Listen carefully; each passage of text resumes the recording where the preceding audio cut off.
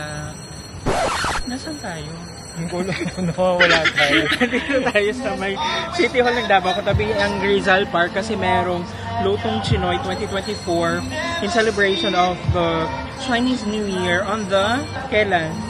10th. Ano yun? Yung tent na ganyan? On the 10th. 10th. Ha?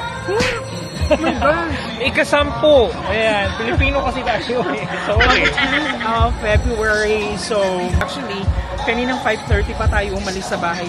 Ang lapit lang nun, di ba, ma? Oo, tapos 5:30, tapos dumating tayo. Magsi-7 na. Sobrang traffic kasi. Ayan guys, so tignan natin kung ano yung ino-offer nila. Ino-offer hindi na tagal.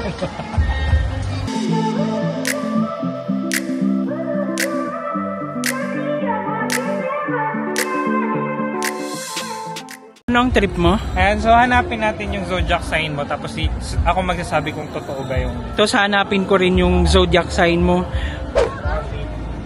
Rabbit ka, di ba? Ha? Rabbit ka. Hindi, bakla. Anong taon ka pinanganak? Basta nandyan. Sabi niya, docile, tender, and... Dito pa lang maling-mali. Tender. It's no doubt a lovely animal. O animal, correct. Lovely, hindi ko alam.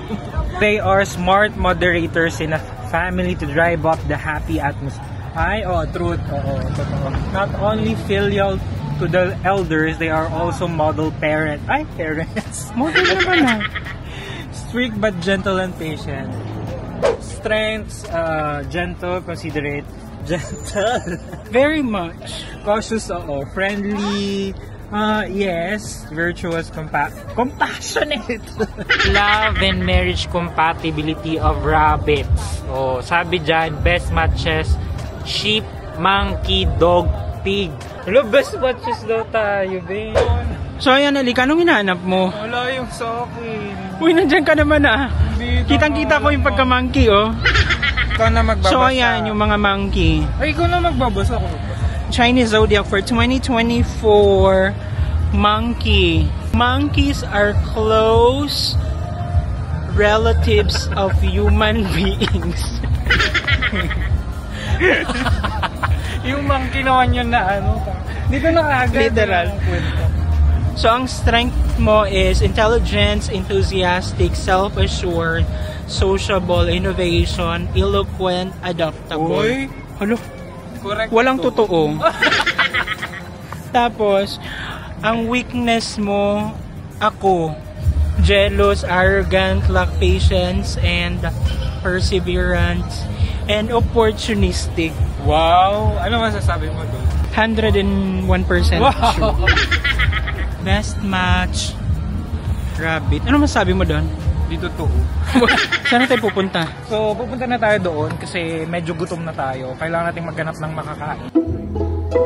Ano?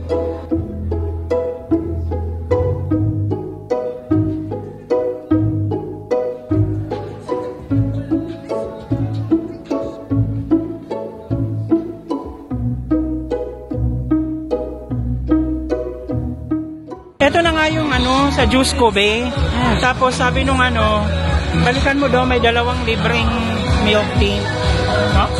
Sure. Wow. Nakita ko yun, parang ayaw pang ibigay sa'yo. Kuya mo. So ayan, kakain na tayo. Titigman muna natin yung mga in-order natin. Tapos pag hindi tayo nakontento, order tayo ng dagdag na iba. Meron tayong chicken dito na may sour cream. Tapos meron tayong dito sushi, Mangolicious, Purple Heart, saka libreng milk tea.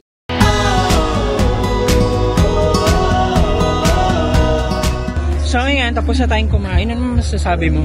Okay lang naman, pang merienda, ganyan. Pero, syempre yung hinahanap natin was siguro mga authentic na mga Chinese na Oo, kasi yung in-expect natin siguro lang is more of... Akala kasi natin, di ba, Chinese New Year siya na kineso. Pero sana, every year mag-improve, ganyan. Tapos yung mga Chinese talaga na nandito. Mas mas showcase pa yung sana yung mga Chinese food kasi mas dudumugin ng tao yun. Another new experience, mga ganyan.